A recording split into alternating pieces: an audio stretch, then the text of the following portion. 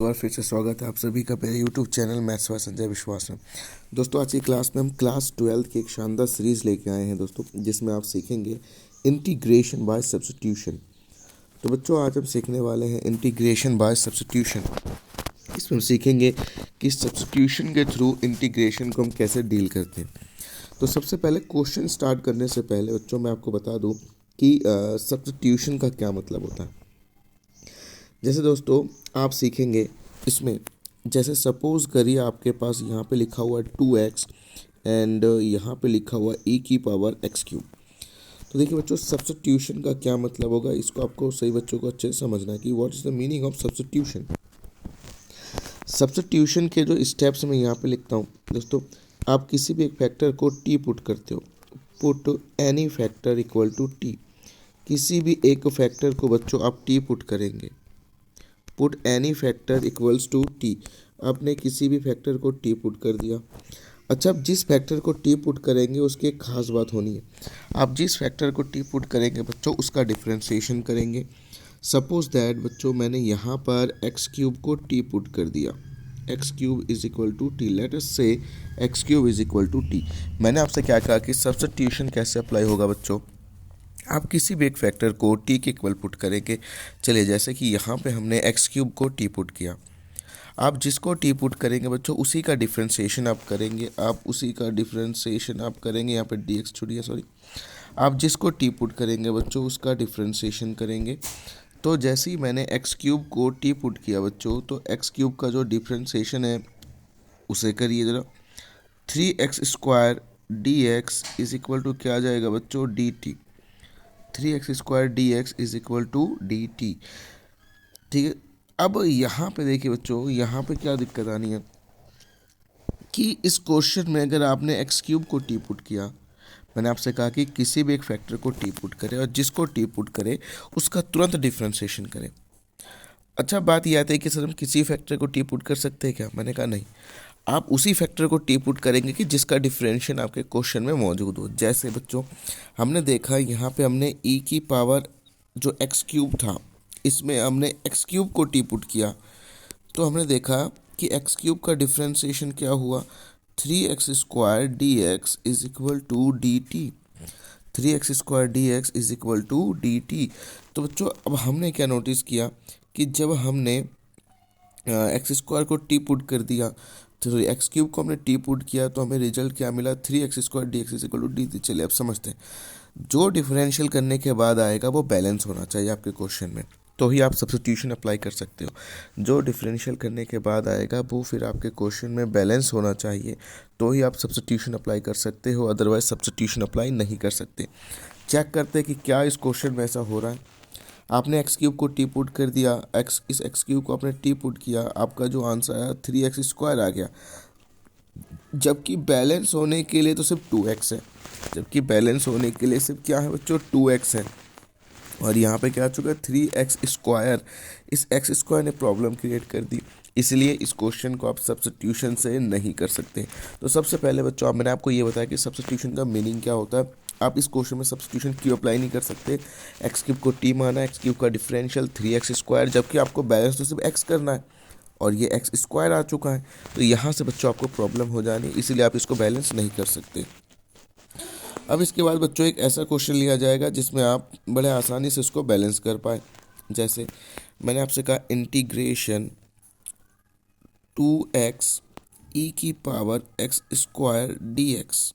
देखिए बच्चों इस क्वेश्चन को आप समझते हैं, 2x इंटीग्रल e⁻x² dx। मैंने कहा आप एक फैक्टर को टी पुट करें, उसी फैक्टर को टी पुट करें कि जिसका डिफरेंशियल होने के बाद आपका जो रिमेनिंग पार्ट है वो बैलेंस हो जाए। आपने क्या काम करा, पुट, आपने कहा सर बहुत सिंपल बताया आपने, तो हमने बच्चों x² को टी लेट कर लिया, x² को टी लेट करने के बाद x² का डिफरेंशियल करिए जो कि होगा 2x dx is equal to dt। अब आप मुझे बताएं बच्चों डिफरेंशियल करने पर क्या आया, 2x dx आया कि नहीं आया। जो डिफरेंशियल हमने किया बच्चों, डिफरेंशियल करने के बाद 2x dx आया, और आपके क्वेश्चन में देखिए जो बैलेंस होने के लिए था वो 2x ही तो था, तो अब इस इंटीग्रल को मैं लिख सकता हूँ, देखिए बच्चों 2x dx के प्लेस पर मैं लिख सकता हूँ dt। इस 2x dx के प्लेस पर बच्चों हमने जो है लिख दिया dt, इस 2x dx के प्लेस पर हमने dt लिख दिया। ये 2x है और ये dx है, इन दोनों के प्लेस पर हमने dt लिख दिया। अच्छा, जो ये e और x स्क्वायर, इस x स्क्वायर को हमने क्या ऐड कर रखा है t, तो ये e की पावर t हो गया। अब इसका इंटीग्रल हमें करना आता है। e की पावर t का इंटीग्रल हम जानते हैं बच्चों क्या होगा, e की पावर इंटीग्रल का t का इंटीग्रल e की power t plus constant of integration c होगा, plus constant of integration c होगा। अगर आपसे पूछा जाए कि अब इसको t को रिप्लेस कर दीजिए, तो आप t को कैसे रिप्लेस कर देंगे बच्चों? t आपने किसको ऐड किया था? देखिए एक्स स्क्वायर को, तो e की पावर एक्स स्क्वायर प्लस सी। बहुत ही सिंपल क्वेश्चन दोस्तों। अब नेक्स्ट क्वेश्चन पे मूव करते हैं। नेक्स्ट क्वेश्चन है हमारे पास दोस्तों, इंटीग्रल e की पावर log x अपोन में x, इंटीग्रल e की पावर log x अपोन में x। इस क्वेश्चन को बच्चों में सॉल्व करना है। मैंने आपसे वही कहा कि देखो, आप उसी को टी पुट करोगे कि जिसका डिफरेंशियल करना होगा। आपको डिफरेंशियल करने पर वो पार्ट आपको मिल जाए। जैसे मैंने यहाँ पे देखा, मैंने log x को टी पुट कर दिया, put log x is equal to T. हमने बच्चों log x को क्या पुट कर दिया? टी पुट कर दिया। जैसे ही आप log x को टी पुट करेंगे, मैंने आपसे कहा log x का डिफरेंशियल, आपने कहा sir 1/x dx is equal to dt। तो आप मुझे बताएं बच्चों कि ये जो 1/x dx है, ये 1/x dx है, ये जो 1/x dx है, बैलेंस हुआ कि नहीं हुआ? और उसके प्लेस पर क्या आना है बच्चों? dt आना है। तो चलिए अब सॉल्व करते हैं आगे। e की पावर log x को आपने क्या मान रखा है? log x को आपने t मान रहा है कि e की पावर t। इस dx अपॉन x के प्लेस पर क्या आना है बच्चों? dt। तो आपने इस dx प्लस x के प्लेस पर dx अपॉन x के प्लेस पर dt कर दिया। अब अगर मैंने आपसे पूछा है कि अब t का इंटीग्रल, आपने कहा बहुत ही simple sir, it is e की पावर t प्लस c। अब t की वैल्यू वापस पुट कर दीजिए बच्चों। t आपने किसको ऐड किया था? log x को, तो e की पावर log x और प्लस में c। ये आपके क्वेश्चन का बच्चों आंसर हो गया। उम्मीद करता हूँ यहाँ तक आप समझ पा रहे हैं। चलिए एक क्वेश्चन हम और लेते हैं बच्चों, फिर आपके बुक के क्वेश्चंस लिए जाएंगे। नेक्स्ट क्वेश्चन है हमारे पास, integration 2x sine X square, integration 2x sine X square dx। मैंने कहा बच्चों, जब भी आप क्वेश्चन को सॉल्व करेंगे, आप किसी भी फैक्टर को t मानेंगे और t उसी फैक्टर को मानेंगे कि जिसका डिफरेंशियल करने पर आपका जो क्वेश्चन का रिमेनिंग पार्ट है वो बैलेंस हो जाए। तो हमने देखा पुट, यहाँ से भी फिर से बच्चों एक्स स्क्वायर को हम t लेट करेंगे। जैसे ही हमने एक्स स्क्वायर को t लेट किया, एक्स स्क्वायर का डिफरेंशियल हुआ 2x dx is equal to dt, 2x dx is equal to dt हुआ। अब आप मुझे बताएं बच्चों, ये जो 2x और ये जो dx है, बैलेंस हुआ कि नहीं हुआ? 2x dx के प्लेस पर क्या आ जाएगा? dt। तो इंटीग्रल साइन, ये जो एक्स स्क्वायर है दोस्तों, एक्स स्क्वायर के प्लेस पर क्या आएगा? t, और 2x dx के प्लेस पर क्या आ गया बच्चों? dt आ गया। 2x dx के प्लेस पर क्या आ गया? dt। और आप सभी बच्चे जानते हैं कि साइन t का इंटीग्रल क्या होता है। देखो बच्चों, मैंने आपसे कहा कि साइन t का इंटीग्रल क्या होगा, आपने कहा सर साइन t का इंटीग्रल वही होगा जिसका कि डिफरेंशियल है। साइन का डिफरेंशियल किसका डिफरेंशियल है? कॉस का, नहीं माइनस कॉस का। साइन किसका डिफरेंशियल? देखो कॉस का अगर हम डिफरेंशियल करेंगे बच्चों तो माइनस साइन आता है, और हमें साइन लाना है। मैंने आपसे कहा कि साइन एक्स का इंटीग्रल क्या होगा, आपने कहा सर साइन एक्स का इंटीग्रल वही होगा जिसका कि डिफरेंशियल है। अच्छा, अब साइन एक्स किसका डिफरेंशियल है? माइनस कॉस का। ठीक है, तो माइनस कॉस टी प्लस सी आपके क्वेश्चन का आंसर होगा। अब फिर से आप टी की वैल्यू पुट कर दीजिए बच्चों। जैसे अब टी की वैल्यू पुट करेंगे तो कॉस एक्स स्क्वायर प्लस में सी, और यही आपके क्वेश्चन का आंसर आ जाएगा। उम्मीद करता हूँ देखिए बच्चों यहाँ तक आप समझ पाए। चलिए अब आपके बुक के क्वेश्चंस लेते हैं, एक्सरसाइज 7.2, और हम देखेंगे कि कितने सिंपल क्वेश्चन है सारे के सारे। चलिए अब 7.2 के कुछ क्वेश्चंस करते हैं बच्चों। हम 7.2 आपके बुक का question number 1, 7.2 question number 1 solve करते हैं बच्चों।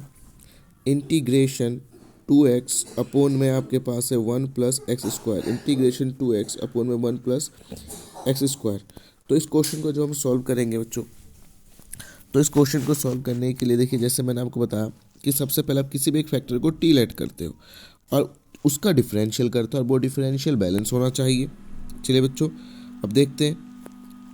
आपने बच्चों नीचे क्या देखा? 1 प्लस एक्स स्क्वायर, तो आपने क्या काम करा? Put 1 plus X square is equal to T. आपने 1 + x इसका किसके इक्वल रख दिया बच्चों, टी के इक्वल। देखिए बच्चों डिफरेंशियल करिए, 1 का 0, एक्स स्क्वायर का 2x dx, एक्स स्क्वायर का क्या हो गया बच्चों 2x dx is equal to dt। क्या आप मुझे बताएं ये जो आपका बैलेंस हुआ कि नहीं हुआ, क्या आप मुझे बताएं बच्चों ये आपका बैलेंस हुआ कि नहीं हुआ, ये जो क्वेश्चन है आपका ये बैलेंस हो गया। 2x dx के प्लेस पर क्या आ गया बच्चों, dt आ गया। तो इंटीग्रेशन 2x dx के प्लेस पर जैसे आपका dt आ गया बच्चों, तो इंटीग्रेशन 2x dx के प्लेस पर dt अपॉन में t, और 1/t का इंटीग्रल क्या होगा। मैंने आपसे कहा कि 1/t का इंटीग्रल क्या होगा, आपका आंसर होगा सर 1/t का इंटीग्रल वही होगा जिसका कि डिफरेंशियल है। अब आप मुझे बताएं बच्चों कौन सा ऐसा फार्मूला है जो 1/t देगा डिफरेंशियल करने के बाद। आपने कहा सर log t, तो मैंने कहा इसका इंटीग्रल फिर क्या होगा log t होगा प्लस c। अब बच्चों फिर क्या काम करना है आपको, बस वापस आपको टी की वैल्यू पुट कर देनी है। तो लॉग टी आपने किसको माना था 1 + x² और प्लस में सी, ये आपके क्वेश्चन का बच्चों आंसर आ जाएगा। उम्मीद करता हूँ देखिए यहाँ तक सही बच्चों क्लियर हो रहा है। चलिए नेक्स्ट क्वेश्चन पे प्रोसीड करते हैं। अब क्वेश्चन नंबर 2 आपके बुक का NCERT एक्सरसाइज 7.2। देखिए बच्चों क्वेश्चन है आपके पास log x का होल स्क्वायर अपॉन में x, log x का होल स्क्वायर अपॉन में x, ये क्वेश्चन है आपके पास। अब इस क्वेश्चन को हम सॉल्व करते हैं। तो जैसे ही आपने देखा बच्चों कि आपको पता है कि किसी भी फैक्टर को टी लेट करोगे तो पुट, हमने क्या काम करा बच्चों log x को टी देखा कि log x को टी पुट करते हैं।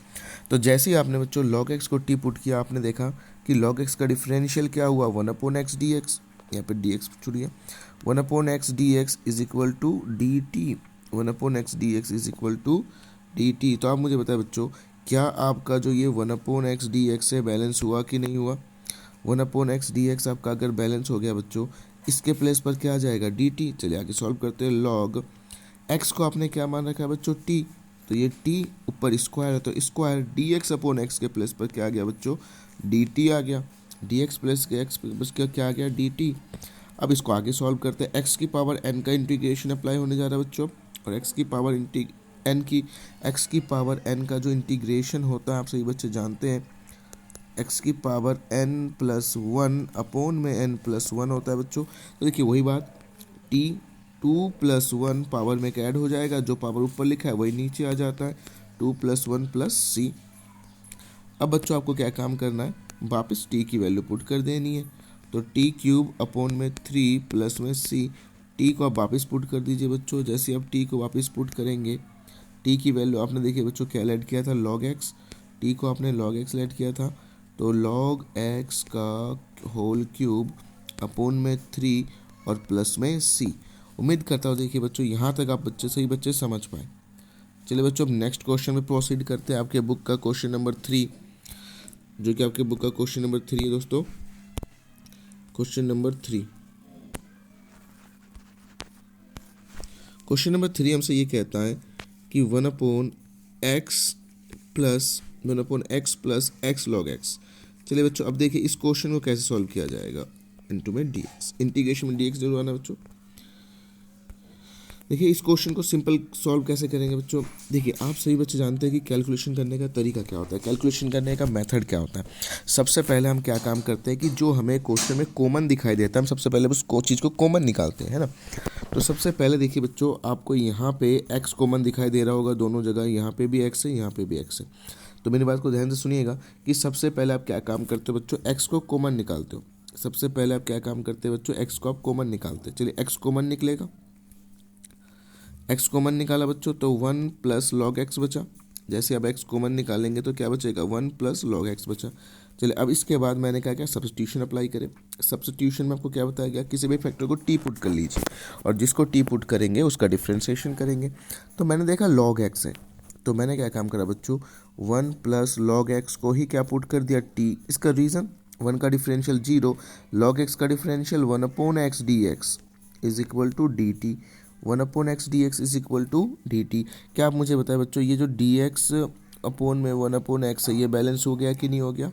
चलिए बहुत बढ़िया, इसके प्लेस पर क्या आ गया बच्चों ऊपर dt आ गया। अच्छा अपने 1 + log x को क्या लेट कर रखा है, 1 + log x को आपने t लेट कर रखा है, तो dt अपॉन में t हो जाएगा। तो जैसे ही बच्चों ये dt अपॉन में t हो गया, अब इसका इंटीग्रल कर देते, इसका इंटीग्रल करते हैं बच्चों। 1/t का इंटीग्रल क्या होगा, आपने कहा सर 1/t का इंटीग्रल तो log t होता है, तो log t प्लस सी, और वापस आपको बच्चों t की वैल्यू पुट कर देनी है। t आपने किसको माना था, 1 + log x को माना था, तो log ये क्या हो जाएगा बच्चों, 1 + log x, और ये आपके क्वेश्चन का आंसर हो गया। उम्मीद करता हूँ देखिए बच्चों यहाँ तक अब बहुत ही सिंपली आप समझ पा रहे होंगे, कोई भी दिक्कत यहाँ तक नहीं होने वाली। चलिए अब क्वेश्चन नंबर 4 पे प्रोसीड करते हैं बच्चों हम। क्वेश्चन नंबर 4, आपके बुक का क्वेश्चन नंबर 4। देखिए बच्चों क्वेश्चन नंबर 4 में हमसे ये कहा गया इंटीग्रेशन साइन x इंटू में साइन कोस x। देखिए क्वेश्चन नंबर 4 हमसे ये कहता है इंटीग्रेशन साइन x इंटू में साइन कोस x। अच्छा अब इस क्वेश्चन को कैसे सॉल्व करें, जरा देख सोचिए जरा। मैंने देखा बच्चों कि यहाँ पे जो है कोस x दिखाई दे रहा है मुझे, तो अगर मैं कोस x को t पुट कर देता हूँ, अगर मैं कोस x को क्या पुट कर दूँ बच्चों, t पुट कर दूँ, तो कोस x का differential minus sine x D x, minus sine x D x, और t का बच्चों क्या हो जाएगा dt, t का हो जाएगा हमारे पास dt। चलिए लेकिन आपको तो साइन एक्स डी एक्स को बैलेंस करना था, आपको तो बच्चों साइन एक्स और डी एक्स को ही बैलेंस करना था, तो यहाँ से साइन एक्स डी एक्स क्या आ जाएगा, आप जो है माइनस को उधर पहुँचा दीजिए, माइनस का डी टी, जो साइन एक्स डी एक्स आएगा बच्चों वो क्या आ जाएगा, माइनस का डी टी। तो ये जो साइन एक्स डी एक्स है हमारे पास, ये जो साइन एक्स डी एक्स है बच्चों, ये जो साइन एक्स डी एक्स है इसके प्लेस पर सबसे पहले क्या आ जाएगा, माइनस डी टी, तो मैंने माइनस बाहर कर दिया, ये साइन, ये वाला साइन, देखिए अब इसको समझिए, ये साइन, अच्छा तो साइन लिख दिया, कॉस एक्स को आपने क्या मान रखा है टी, तो टी, और साइन एक्स डी एक्स के प्लेस पर माइनस डी टी, जो कि मैंने माइनस बाहर कर दिया, तो खाली क्या बचा बच्चों, डी टी बचा। अब अगर खाली डी टी बचा तो इसका डिफरेंशियल कर देंगे अब हम, साइन टी का इंटीग्रल करना है हमें इसका। साइन टी का इंटीग्रल क्या होता है बच्चों, साइन टी का इंटीग्रल होता है माइनस कोस टी, तो minus cos t already minus है तो ब्रैकेट में बंद कर देंगे और प्लस में सी, और आप मुझे बताएं बच्चों माइनस माइनस क्या हो गया, प्लस कोस टी प्लस में सी, कोस टी प्लस में सी। अब टी आपने किसको ऐड किया था बच्चों, देखिए ज़रा, टी आपने कोस एक्स को ही टी ऐड किया था, तो कोस एक्स को जब आपने टी ऐड किया बच्चों तो आपका आंसर आ जाएगा कोस टी के प्लेस पर रख दीजिए इसको कोस एक्स और प्लस में सी, ये आपके क्वेश्चन का आंसर होगा। उम्मीद करता हूँ बच्चों देखिए यहाँ तक आप समझ पाए। तो अभी तक देखिए आपके मैंने सब्स्टिट्यूशन बताया कि सब्स्टिट्यूशन क्या होता है बच्चों, और सब्स्टिट्यूशन के आपके एक्सरसाइज के 4 क्वेश्चन कराए। कल की वीडियो में बच्चों आपको पूरे एक्सरसाइज के क्वेश्चंस कराए जाएंगे। तो अगर आपको ये वीडियो हेल्पफुल लगे तो चैनल को सब्सक्राइब जरूर कर लीजिएगा, आपको पूरा सिलेबस इसी चैनल पर कराया जाएगा, और अपने दोस्तों के साथ भी शेयर करना ना भूलें। Thanks for watching, have a nice day everyone.